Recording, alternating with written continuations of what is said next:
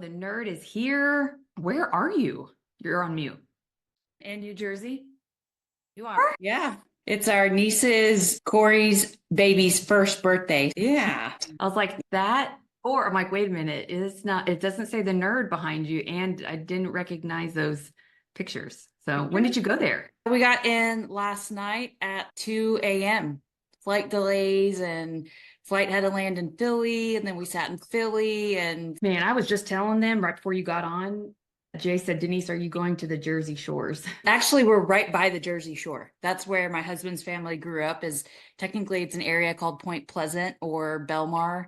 And literally I guess you can't walk to the actual Jersey Shore. But my husband's like all the people that are on the show Jersey Shore are not actually from New Jersey. There's only one, Sammy, was from New Jersey. They're all from New York. And so that's like same thing though. No, Staten Island people, New York people are totally different than Jersey people, who are totally different than Boston people. The whole thing. Yeah. But in comparison, that's Amarillo to Dallas, right? Like that. Yeah, it's like Austin to Dallas. I was just telling them all my flight issues. I had, Denise, there was one, I've been flying. I feel like I haven't seen you in a month because I've been either stuck at airports or flying, but I ended up leaving at midnight in California. I didn't land until 5 a.m. And then I went and taught a class at 9 a.m. because of all these flight delays. Oh yeah. I was like so exhausted. And then Shayla's event, same thing, 6.5 hour flight delay because of this wind chill. So well, there's been crazy storms in DFW. For people who are in the DFW area, like trees were falling out. Like I was driving to the gym and the storm hit at 5:30. GYM, not JIM. And a tree fell right. I was driving in 90-mile-per-hour winds, but it hit right when I started leaving. I was like, what is going on? This seems really windy. And then a tree fell right in front of my car. And I was like, am I in a tornado right now? This is crazy. So I just kept driving, probably like an idiot. I'm the idiot that's like on the Channel 5 news. That's like, but like you're halfway there. What do? Do you turn around? Anyways. That's what I was sharing with them. I asked them all to drop where are they tuning in from. And then one of my moments when I couldn't sleep, I was thinking about what a great opportunity for those who could be in the North Dallas area or an area where there have been tornadoes. That's an easy reach to call your database. Oh, for sure. Neglected them. And it's like, how are you doing? The last time we spoke was when we did your loan, which was back in maybe 2013. Not sure if you're still living there, but how's your house? Did anything happen to this? Is where sometimes even us helping real estate agents think of these things because it comes natural to your brain. But sometimes we go and, oh crap, we have our own issues to solve. But it's like with all this stuff about NAR, what value do buyers agents bring? Something that not a lot of people are talking about. And I'm trying to scream it from the rooftops because you and I both in the last year have had to deal with contractors. And if you call a contractor, I'm just trying to get a quote for a fence for our little like lookout area. And they don't call you back. And when they do, they come out and it's been like 3 weeks. We still don't have an estimate. But what's crazy is that when a real estate agent contacts one of in their Rolodex vendors that they use, the response rate is faster because that's their annuity of income, right? Like a roofer, for example, if a realtor gives a referral of a roofer, that roofer is going to deliver because they don't want to piss off that agent. And so as a buyer, if you're buying a home and you want to make sure the home's okay and you need an inspector, and then you get that inspection report and you need an electrician or roofer or HVAC, yeah, you could try to find all those people on your own. That's very difficult. And I guarantee you won't get what you need done in your option period. Or you can rely on your real estate agent's expertise because that's what they do all day. Right? They help people with their homes. And so anyways, when I think about the storms, it's who do you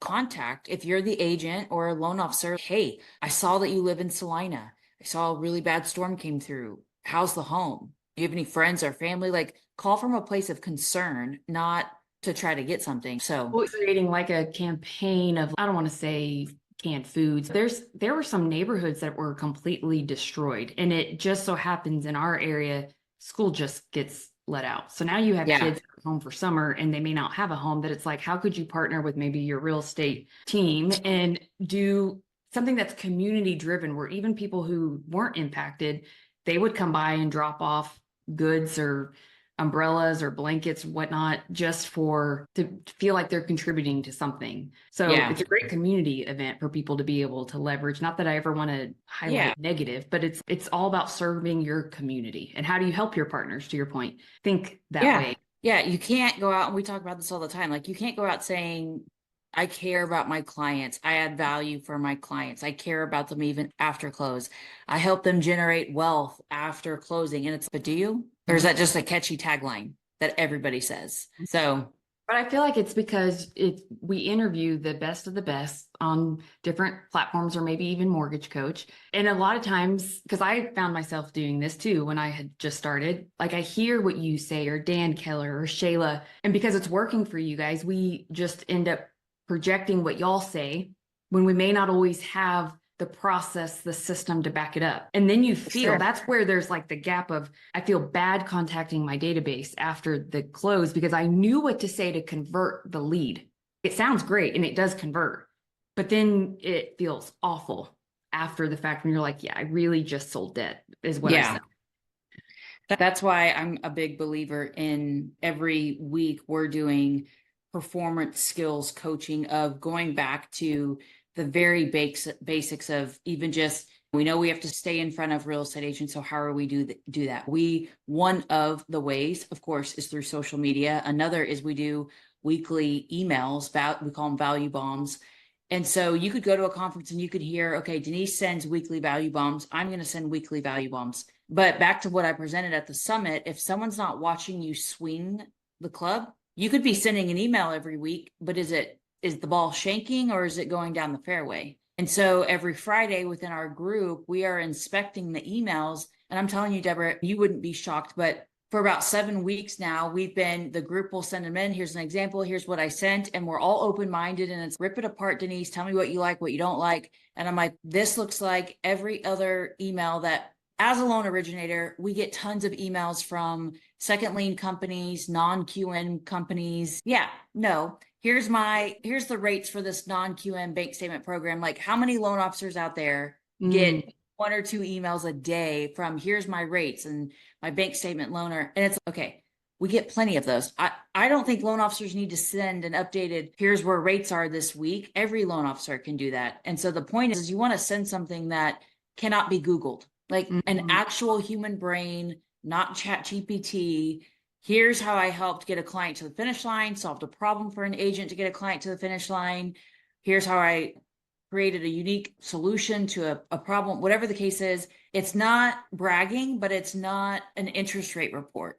And so my point is every Friday, you go to a conference, you hear, okay, this is what you need to do. You do it, but you don't have anybody inspecting your swing. So you're going through the motions of doing this every week because, gosh, Denise said she did 700 loans and that's what she did. So I'm going to do that. And then it's not hitting. And then you get frustrated because you've spent time, energy, and effort into doing it. And it's not converting the way mine's converting. And it's because no one's inspecting what you're actually doing. And that goes into the emails that you're writing. That goes into how your first meeting goes with an agent when you're meeting them. That goes to your borrower consult. Like, these are all little micro, very important foundational things within our business that we know we need to be good at. And some of us might have a blind spot and be thinking, oh, it's great. My borrower consult's great. How I've defined how I want a realtor to introduce me to their client is great. It's dialed in. But have you had anyone look at it? Because if you're not getting the results that you want, you might have blind spots in your process. And so step 1 is you have to be open and minded enough to receive feedback of your blind spots. Some are and some are not. And then 2, you need someone that can help you fix the kink in the hose. So we did our California Exactly What to Say certification last week, and it typically attracts professionals. Like, it's the entry fee to one of these where it's a 2-day immersive and you don't have your computers out because you are in the trenches. What I do appreciate is when you leave, you feel like you're walking away with scripts and it's not like a whole bunch of homework you have to go try to figure out how to implement like after. Yeah. But so usually we have great producers, or even if the numbers don't show it, they're at least professionals and care to invest in something like this. And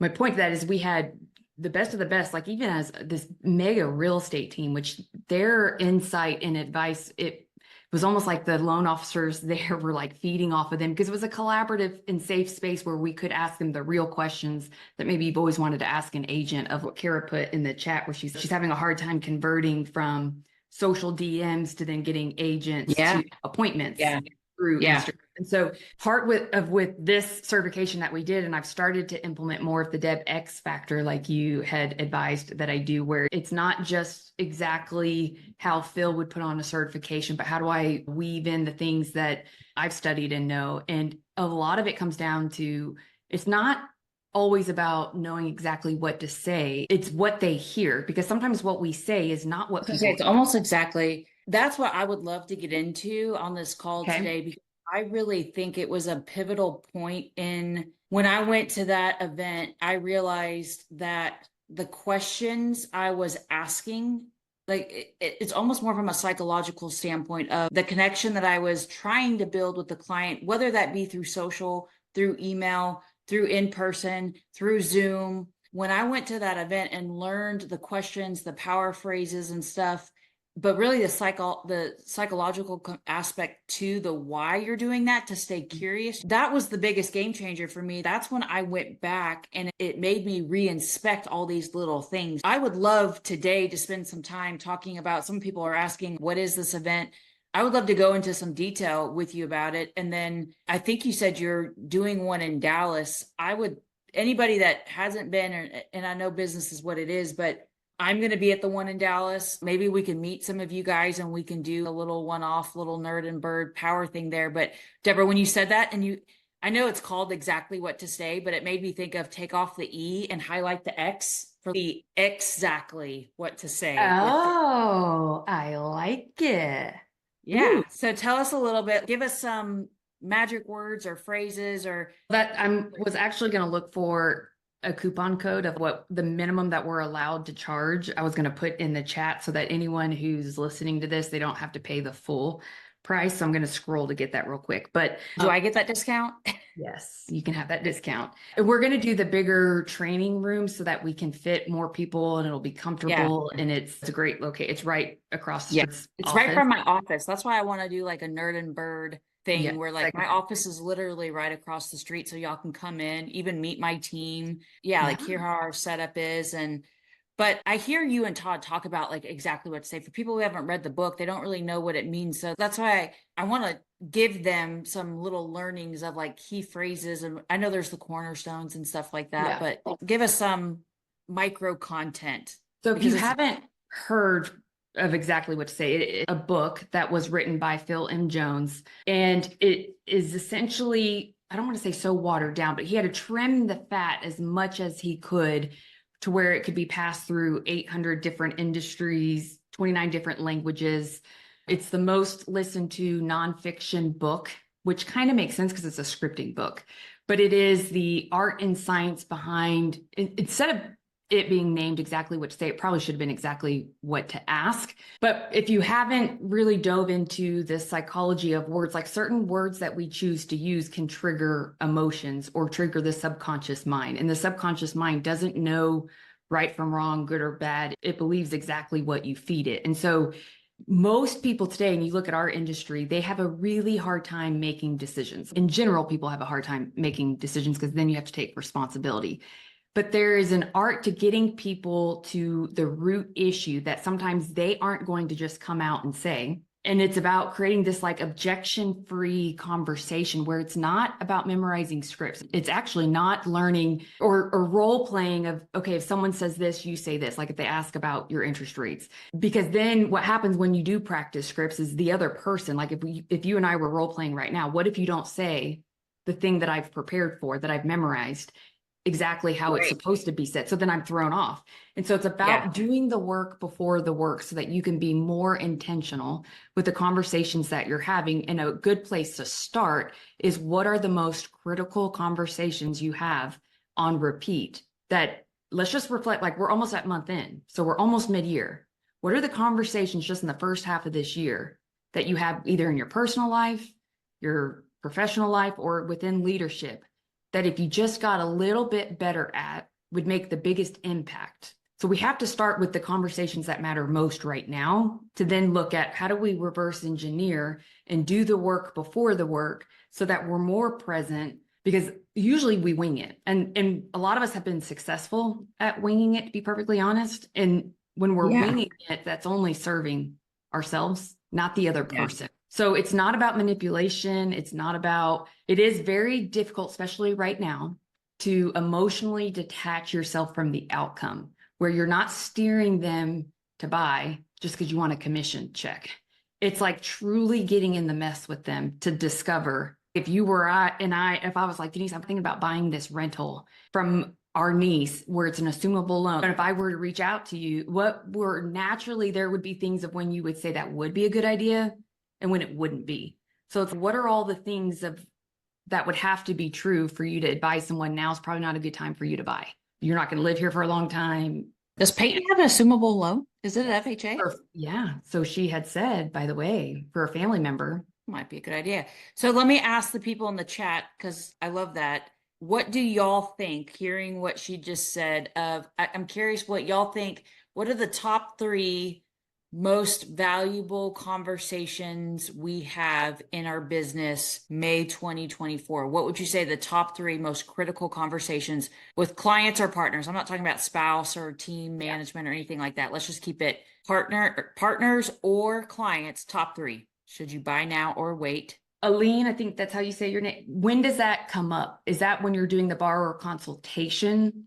When is that? Yeah, that's technically a topic. So if we were to categorize that into a conversation, that's probably in what I call the discovery call. So where are rates going, rates, paying points? It sounds like you guys are describing the initial call, which I call the discovery call, and the buyer consult. When are rates going down? Initial call, rent versus buy. That's probably during the buyer consult.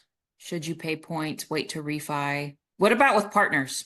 Because all of this is client-based. So I was about to just squeeze on that because my concern is there's not enough agent appointments being set and agent conversations right now. We're so focused on. I want to do one of each because I think there's a healthy mix of both. I think that we are getting some business in and it's not converting, or we're getting shopped and then we're getting frustrated that we're getting shopped and it's because we didn't prepare correctly. When that getting business in and not converting, what do you mean? Like we're getting a lead and we pull credit and we pre-qualify them, and then we're doing the buyer consult and we think we hit a home run with the consult, and then we find out 2 months later that they went with another lender because their rate was better, and you haven't even done a rate quote yet. Wow. So there's so many micro things that were missed from how's the realtor referring you? Are they like just little micro things before you even get to that point?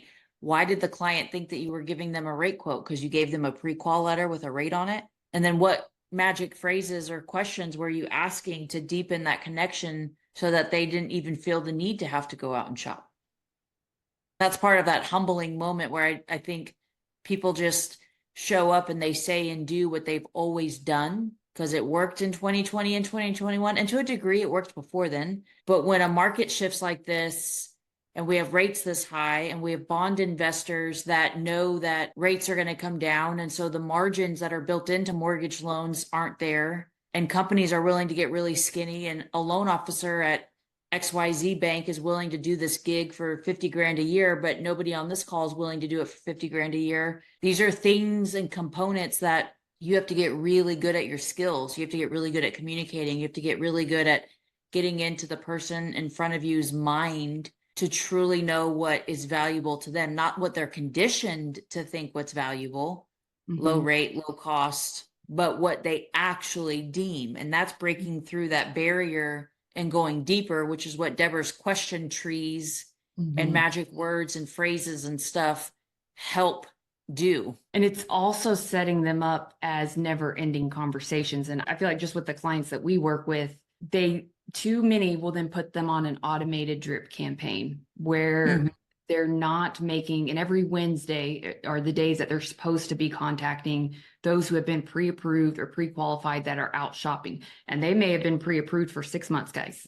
But if you're not time blocking that time to keep in conversation with those, and obviously you're going to use some, EQ with this, where if they're submitting offers and you can tell that they've been looking at homes, maybe they're not every single Wednesday. You may need to stack these because maybe they're not aggressively looking, but they are at least pre-approved and they're getting a list from their agent. You cannot rely on automation. The more automation, the less participation from your clients. You can't wow. Unless it's leveraged in a human way, like getting automating your process to get an email to yourself to reach out and call. Yes. Is still automation, but it's humanized. Correct. Those who just put them on a drip that is, hey, it's been a month. Hey, it's been 2 months. Like, you've got to get in the mess with people, and it's taking longer. Like, the average time is 10 weeks for people to find a home. And right now, I read a stat that 72% of those who have abandoned the home buying process was due to rate, which has led to, we have 36% more inventory right now on the market than we did this time last year. Still 36% less than 2019, but we're starting to see days on market expand, and it's largely due to rates or home affordability. And so too often we allow people to just go, and we're not reaching back out. And I don't know why that is. I don't know if it's a lack of system or process or CRM to send you the notification, but I've point blank had calls and I'm like, how many people do you have right now pre-approved that haven't found a home? It's they don't have a defined process. I'm telling you, we do this every week. I'm talking like people don't have a defined process for when an offer gets made. What is your process? What is your loan officer process for when an offer gets made? Do you call the listing agent? Do you send them a video text? Have you defined how you want that buyer's agent to notify you when there's an offer made? Do you want them to text you? Do you want them to call you? Do you want them to CC you on the offer? Then have you trained them on how you want that done? And then do you tell them over and over? And then how do you tell them over and over? But then when they make the offer, what do? You call the listing agent? Did you connect? Then what? Do you add them to your CRM? Then what? What if they don't accept your offer? Then what? Are you calling? Are you finding out why or getting any more information? Because one of my promises and commitments to buyers is that we're going to help your offer get accepted. So unless I'm a complete liar, I should be calling and finding out why. I could rely on the buyer's agent to do that. Or I could say, hey, listing agent, something that's really important to me and a promise that I deliver for every single one of my buyers is that we do everything possible to help get their offer selected. I was notified that you didn't select our offer. I would love brutal, honest feedback of why that was, so that when we go to make our next offer, I can help position them to win. Mm-hmm. Do you think that's impressive to the listing agent? Yes. Yeah. So I know we're going down a tangent, but I'm saying like loan officers don't have a defined process for the most micro aspects of our business, which means we're just reactive. And it means our businesses run reactive. And if you're doing that on all these little micro, but what I would call the foundation, then you're going to stay on this hamster wheel until you decide that you actually want to start running this business like a business and get more control of your life back and get more control of the outcomes back. Because if you stick to doing the daily things that like eating a damn salad for lunch, it's those little daily, no, you can't dump a bunch of Oreos on the salad, Deborah. I already know where your mind's going, but it's not the sexy things that when you go to a conference, you're not going to see Jeremy Forcier talk about, I've defined a process and I stick to it and I train my agents and they're just going to talk about the shiny ball stuff that sounds sexy that sells tickets. I'm not picking on Jeremy. I'm just saying that's the sexiness that sells, but there's very few loan officers. Sean Benogier, who's like the number one loan officer, and he's the only one that, like me, will talk about, I just do the same shit that I know to do every day, all day. I defined a process for it. And if I feel like it's not working, I go back and I inspect it and I tweak it and but we ask the question, what are the top 3 most important conversations? And what I would say is the buyer consult after they've gone online and applied and you issue the pre-qual or the pre-approval. Do you ever struggle with getting them, like Amy K, the initial calls? Think about how valuable for some of the LOs who may be doing that part of it, converting them to apply. Amy K is great at getting them from interest to app. I'm stack ranking. Okay. So in my opinion, the buyer consult would be the number one that you have to nail and get a home run on. Number two is the initial consult, which I know sounds weird because the initial consult happens before. But if I was to stack rank them on converting and what is the most important, there are a lot of buyers that don't feel the need to have an initial phone call. They just go right online and apply. But you have to nail the buyer consult with very specific aspects in that consult, because you're planting seeds to prevent shopping and you're planting seeds of building trust. The initial consult I would stack as number two, simply because the meat and potatoes of that conversation is more just warm and fuzzy stuff. Usually they want to talk to, maybe they have a pesky question like, I had a foreclosure or a bankruptcy a few years back. Should I still have my credit pulled? I had my, like they have a question, and there's a soft building of trust, but that's like you're going into the doctor's office, you meet the nurse, and you might be the nurse. Some of you guys have a nurse on the team to have that. I'm not diminishing the role. I'm just saying you're gathering micro, not as important stuff, but you go over very important stuff and how clear and concise you deliver that. So first is buyer consult. Second, I think most important is the initial consult. If your buyer consult is done right, I don't think number three is the rate combo, which most people would say is the rate combo. But the only reason why that would be either in your top three is because you didn't set it up right. But number three would be nailing your realtor conversations. So from realtor conversations, how would you rank those? Would it be when you're submitting, because Kara asked on here, are you sending an LMP for your offer submission? Do you have an example that you could show?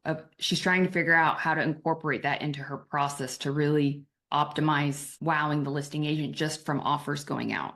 So here's what I'll always say is, and I tell some of you guys have asked, do you guys coach? I coach the loan officers within Benchmark Mortgage. I don't coach outside of Benchmark Mortgage because I would be half-assing it. But every week at Benchmark, I do weekly coaching on Tuesdays, and then we do performance skills trainings on Fridays. But I always tell people, what's the accelerator of building a relationship or building trust or creating success in this business? The accelerator is getting in person or having a Zoom call, even where you can be eyeball to eyeball. It doesn't have to be skin to skin. It can be eyeball to eyeball over Zoom. Yeah.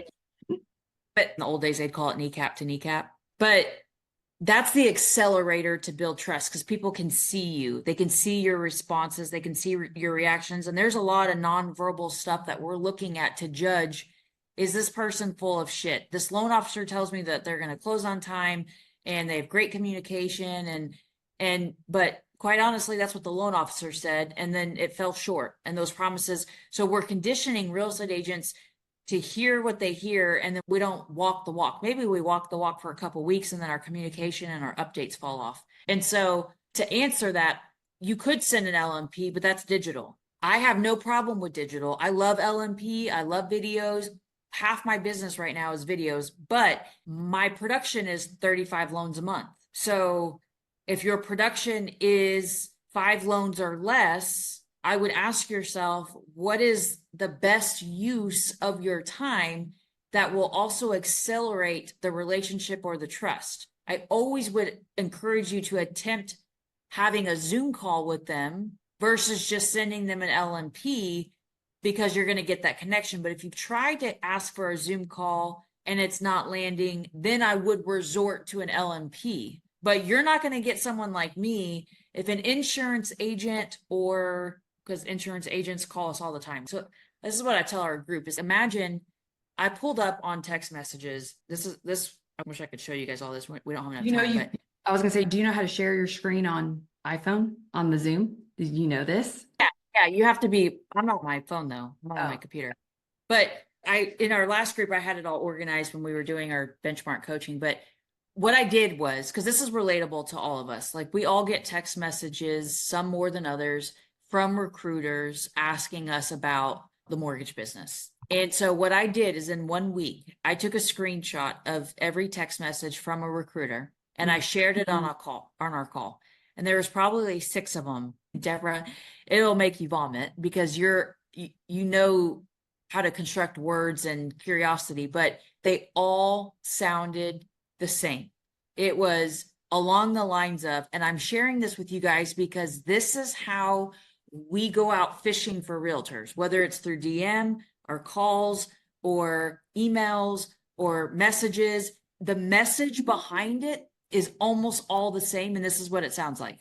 Hey, Deborah, my name's Denise. I'm a local lender. I know you're busy, but I have this really great program that's going to save you a lot of time and money. And I'd love 15 minutes to jump on a Zoom with you. Or, hey, Deborah, I'm a local lender. We just closed this loan. I have a really great stay in touch program, solid communication. I'd love to take, that's what you're doing. I'd love to take 15 minutes of your time to show you. It is an intro, some magic awesomeness that's going to save you time or money. And that's why you should take 15 minutes to come have coffee with me or to watch this LNP or to jump on a Zoom with me. They all sound the same. The text messages I get from recruiters, they all sound the same. The emails we get from these second lien companies about their rates and their programs and bank statements and ITIN, they all sound the same. How are you different?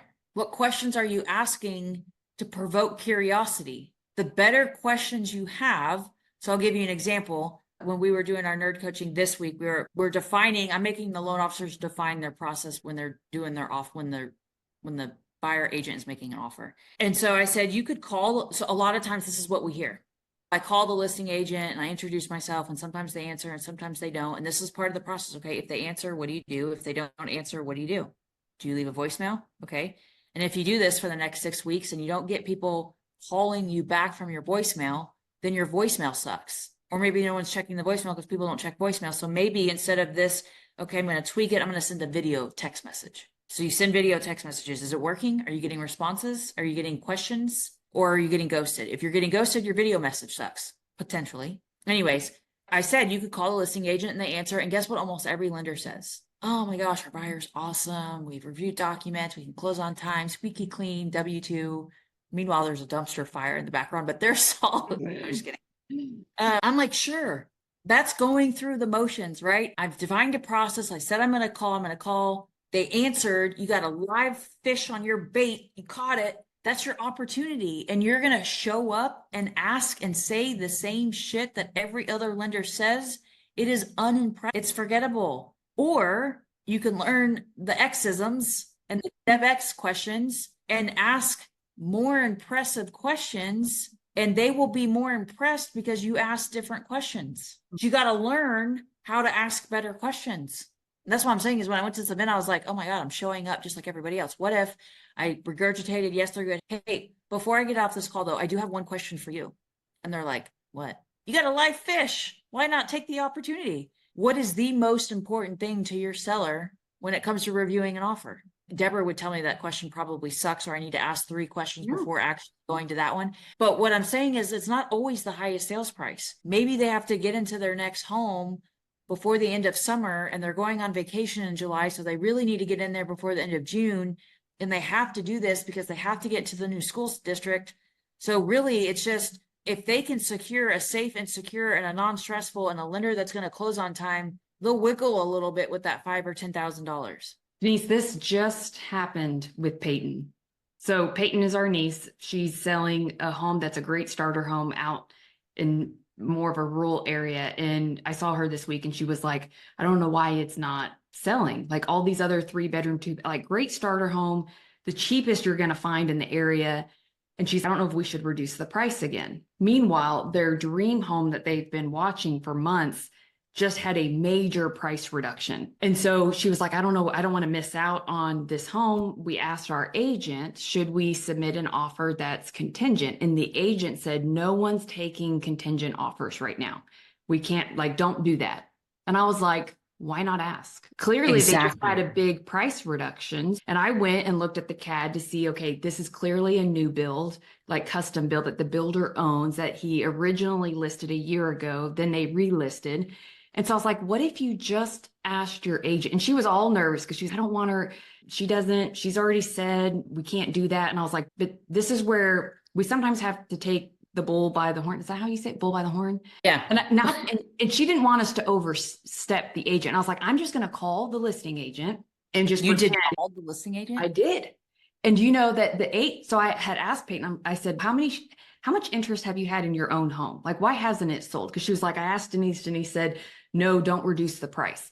Meanwhile, she has no city That's tax. not what I said. I said, rely on your agent. So she said that her agent had called the listing agent and he doesn't respond. So I'm like, okay.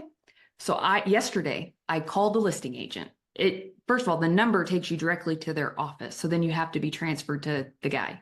And I just asked, is this a builder deal? Give me the info on this property. Like, I saw that they just had a big price reduction. They had made some very minimal price reductions about a year ago. What's the bottom line for this guy? If he's a builder and he does 20 builds a year, like, I'm sure he's willing to get this one off the books, but clearly it's not that important to him because he's kept it for a long time. And the listing agent happens to live right next door. So I'm like, do you have any concerns with comps? Has there been an inspection done and the inspection not passed? Anyways, our niece was going to lowball an offer.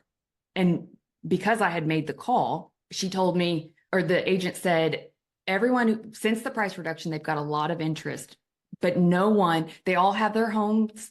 They have a home that they have to sell, but they haven't listed it yet. Because everyone's looking at homes and they want to find a home before they list theirs. And he was like, we will entertain an offer all day long that's contingent as long as the house is listed for sale. So he was like, I would absolutely recommend submitting an offer. And then he said, but the price is pretty firm. Like, this guy, the cost to build this property. Yeah. So that's good information to know before you almost offend somebody with a lowball offer. But they were getting advice from this agent that no one's accepting contingent offers right now. And it's hard because, and then at the same time, they complain about this NAR stuff, and it's like, that's part of your job, is to like dig deeper and find out. But my point is that we have an opportunity at every offer to meet a listing agent. And so what do you do with that opportunity? Number one, are you taking it as an opportunity and introducing yourself? And then number two, how are you showing up? Are you showing up like everybody else, or are you showing up with different questions? And are you showing up to be impressive? And then what do you do with that information? Like, you get really good information, then guess what? You can go take it back to your buyer's agent. Do you think they're going to be impressed? Do you think the client's going to be impressed? Do you see what I'm saying? This is one micro aspect of the process that most of us overlook defining a process for. I even had a loan officer say, I asked them, I said, have you trained your agents on how to notify you that an offer is being made? And they're like, no, that makes me feel some kind of way. And I'm like, all right, let's unpack that. Because some of you guys might be feeling that. Let's unpack that. That's okay. This is a place to be like open, honest. It's a place to be open-minded, but if you're feeling it, there's likely other people that feel it. Okay, let's unpack it. So they said, it just feels like I'm telling them how to do their job, or I'm telling them how to do business. And we're trying to create a experience for the agent that's easy, right? We want it to be how they want. But here's the thing. Most agents just want to be told how to do it, and they'll do it. We sometimes put them on this pedestal of making them be the one to know everything. And you just got to tell them, hey, your client's been pre-approved. Attaches the letter. By the way, we have an entire offer strategy to help position our buyers to deliver on our commitment to get their offer accepted. So in order to fulfill on that promise, would you mind copying us on the offer so that we can proactively reach out to the agent and we have the offer terms in hand so we can speak intelligently, like sales price, concessions, close date, third-party financing. And guess what? We have agents we've worked with for over a decade, and we still include that text in the email when we're sending them the letter, because you got to tell them over and over and over. And it's just communication. They would be happy to follow a process. Now, if you're like delivering it in a way where you're dictating to work with me, you got to do X, Y, Z, might rub people the wrong way.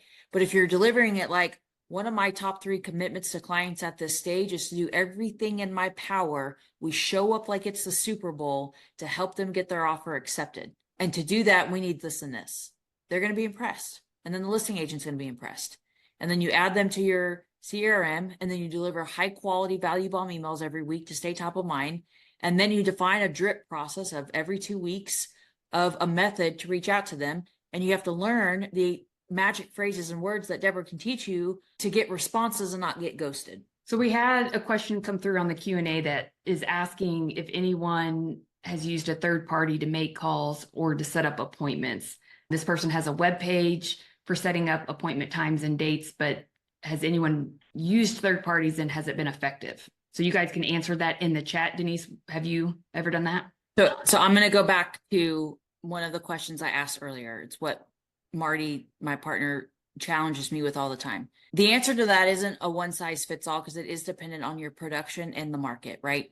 So typically right now, 60% of loan officers helped 12 or less families last year. The truth is, majority of us on this call are not doing enough business that we are not the ones personally picking up the call and making that introduction. Some of us are, and we'll talk about it, but I guess I would relay it to you. If I received a handwritten card in the mail about my dad passing from a man, and it was very well worded, very heartfelt, handwritten, stamped, but clearly in a female's handwriting, does the message deliver the same? Everybody's answer to that could be different, right? I'm not judging how. The truth is how it lands on me is it cheapens it, because it might have been your words, but you found a process and a way to do something that it didn't come from you. I know it didn't come from. So my answer to that is I don't like when somebody calls me and says, hey, I'm calling on behalf of the executive at XYZ Mortgage Company. They're going to be in Dallas and they'd love to meet with you. Then tell them to freaking call me. Are they too busy to call me? Then what makes you think I'm going to give you my time and day? And that goes against a lot of super smart, successful people. I know the core teaches some stuff. And so like, y'all take this as just the nerd and bird opinion. I'm not saying it's right. I'm just expressing an opinion, which is what a lot of successful people do is they give you your opinion, but take what you hear and take my opinion and throw it in the trash, or take about it and think about it. I hope you guys all think about all the opinions you get, no matter who's telling it to you. But to me, it lands different. And so if you have the time, and likely right now in the marketplace, we've been taught to automate everything, but that's probably what's the highest and best use of your time? I am still personally calling real estate agents myself, and I'm in the top 1%. I have not delegated that task out because the conversion is higher when I make that call.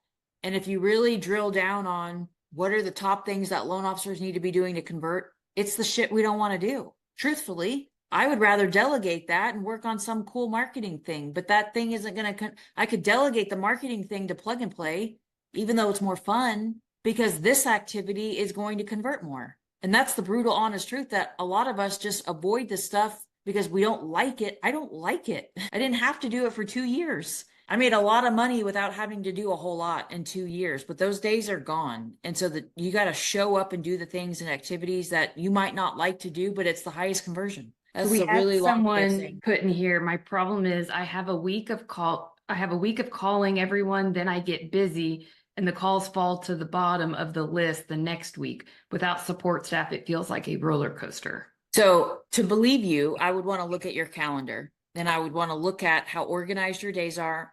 If you time block, how many loans you're closing. I'm not denying that could be true, but as a coach, if you want to call it, I'm always going to inspect to see if you're wanting that. Because oftentimes I've got a loan officer right now in our group and she's averaging 8 to 9 loans a month. She still does some LOA work with me. She still does weekly value bomb emails. On Tuesdays are designated. We hop on a Zoom, we mute ourselves. We all make power hour calls because none of us like making calls. But if we get on a Zoom and we mute ourselves all over the country, somehow we end up showing up and we still make the calls, even though we're all in this together. Hold each other accountable.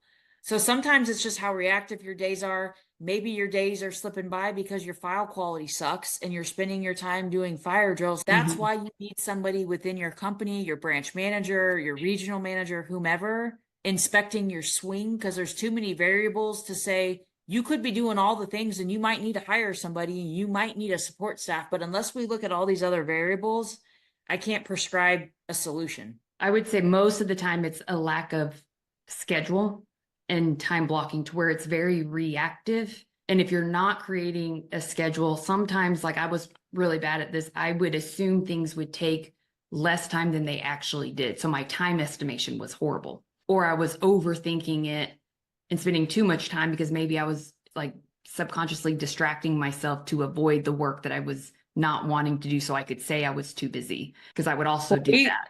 We were able to give back 2 hours and 25 minutes a day to loan officers producing 6 or less loans, just helping them with the juggling component. And of those, I would say were so unorganized from structuring their loan files, getting disclosures out, their hand off to the processor. When we defined and orchestrated a process around the admin type part of the business, which guess what, when you do that and you do hire, it now makes a roadmap for the person to follow that you hire. But most of the time there was a lot of inefficiencies with the actual technician part of the job, that when we made some tweaks and then looked at how they were time blocking and looked at the technology they were using to get apps and review apps. And when we looked at all of that and made tweaks, imagine a wrench. And we're like, okay, here's this, let's fix this. And y'all, this takes 8 months to really analyze and vet through. And then once you do it and you've engineered a really efficient process, they got 2 hours of their day back that they could choose to spend with family. Nothing wrong with that. They could choose to go out and do more business. And when they got more business, we hired support staff or assigned a nerd to support staff. And so it is complex, and there is layers to it. That's why I would want to see, let's look at literally each hour of your day and what you're doing. Are you going to closings? Are you driving 40 minutes to a closing, sitting an hour at a closing, and then driving 40 hours back? It's a 3-hour time investment. A lot of people will argue that attending a closing is the highest conversion. And I would argue different. If your PPC and initial, or your borrower consult and your initial consult and your rate consults and your CRM is done properly, it's not actually. Now, if you have the time to go, should you go? Of course, it's an accelerator. You're building trust. But if you start closing 30 loans a month, you can't physically go to all closings. It's actually inefficient. But back to that initial question is, if you have the time, should you go? Absolutely. It's an accelerator of, so I do think sometimes people overthink the process and they're getting ready to get ready and gearing up as if they're doing 100 loans a month. When it's, let's not overthink this right now. Even if it has to be old school notebook paper, like leads, who are my leads? And you have just a section that's leads. And then when they convert to a prequal, you go to the other section and it's, okay, these are all my prequals. And then if they eventually go under a contract, then you put them to the next section, and you're constantly, what you say is true, that 60% of loan officers only do one deal a month. Then how many leads and how many apps does that take to get the one closing right now? And where are we overthinking or perfecting a CRM? There's been a lot of talk about CRMs lately, and clients that haven't ignited their CRM because they're still working on it. I'm like, how much more time are you going to give yourself to work on it? Because it will never be perfect. We finally had to, because Benchmark offers a CRM, and then we have the Nerd Playbook CRM that people can plug into, and everybody wants their own. And then we've had some that were like, okay, fine, we'll just plug into the Nerd Playbook. It comes it's the same cost. And I'm like, you can make tweaks to it, but I'm just telling you, I have been there, done that. I've tried every CRM. It's not the CRM. It's that you have IT people creating a CRM for mortgage people that don't know mortgage. So just plug into my system. It gives all the reminders and the alerts, and it's the playbook. It's literally defining a process before they go under contract, the prospect, the pre-qual, the pre-approval, the credit repair, the decided to wait. Then they go under contract. Then after closing, the weekly, all to me, a CRM is, if done the right way, is you defining a process literally for each aspect of your business and then putting automation behind it. You can use any CRM you want, but most people won't put the time in to do it. And if you did, it's going to take you a million years.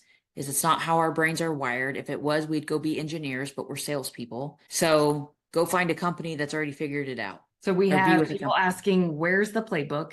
And then where do people at Benchmark get access to this? That the people that get access to this are in, quote, your branches or extended branches, right?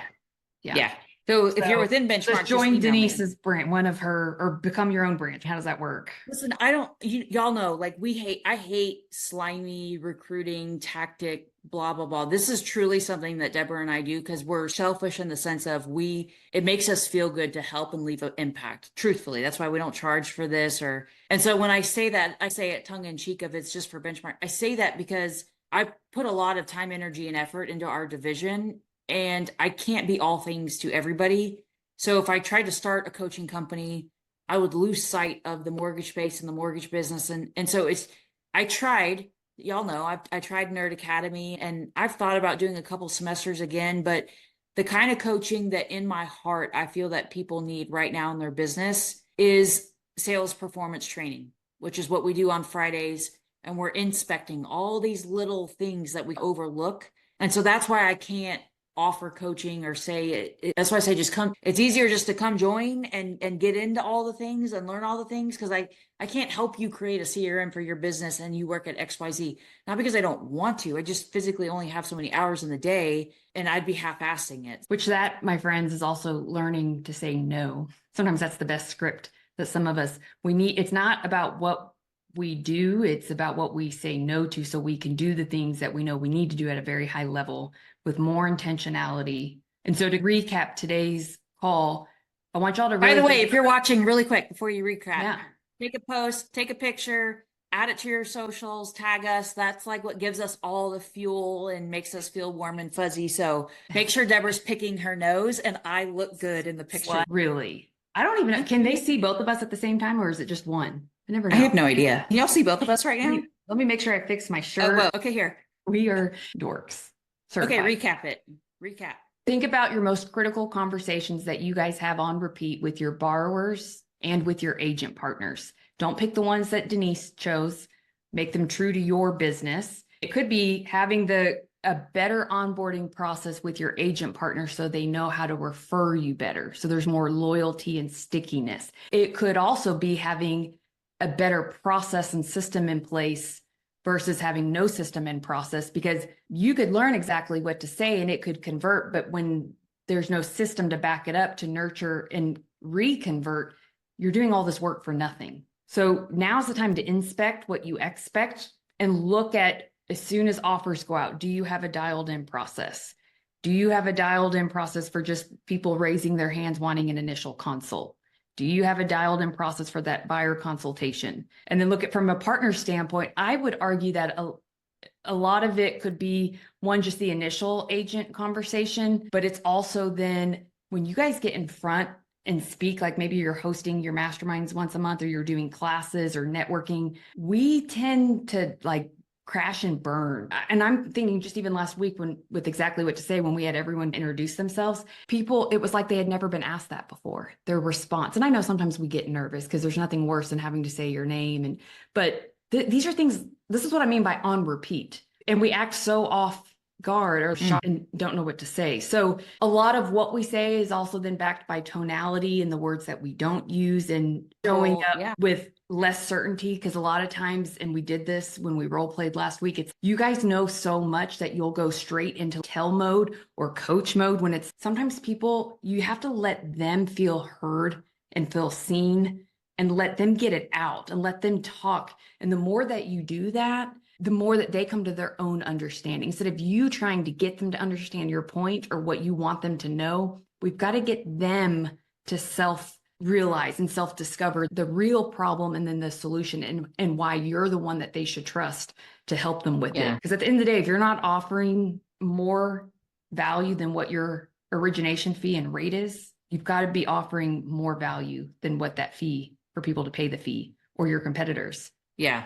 Totally agree. I just thought of something really funny before we end. It would be funny if one time we tricked them and like I used your Zoom. So you know how it says Deborah Byrd in your face? Like we should switch and we'll see if anybody notices. Well, you just told them. I know. We won't tell them. We won't do it on the next call, but it would be fun to who would be the one that would be like, no, Denise, what's that movie with Lindsay Lohan? Parent Trap?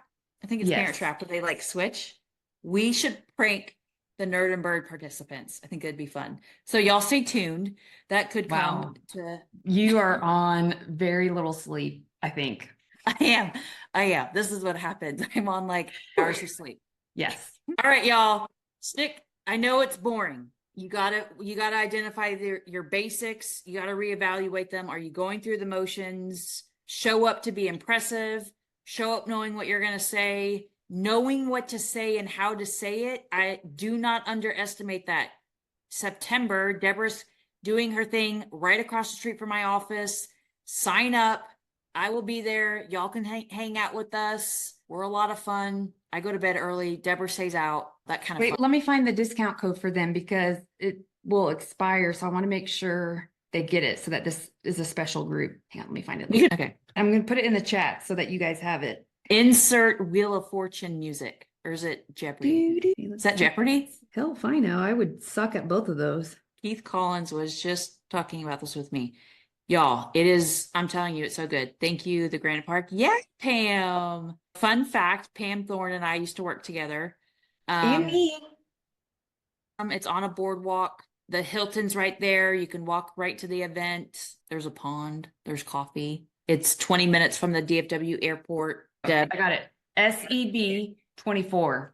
It expires the end of June, I think. That's the super early bird discount. That's the cheapest we're ever allowed to do it according to Phil standard. So y'all have to use that coupon code in the checkout. Otherwise, you just click on the link. It'll say 2,500 for the event, but this brings it down. I don't even remember what it brings it down to, but you need this code to put in. Oh, wow. That's good. $15.95. Yeah, that's great.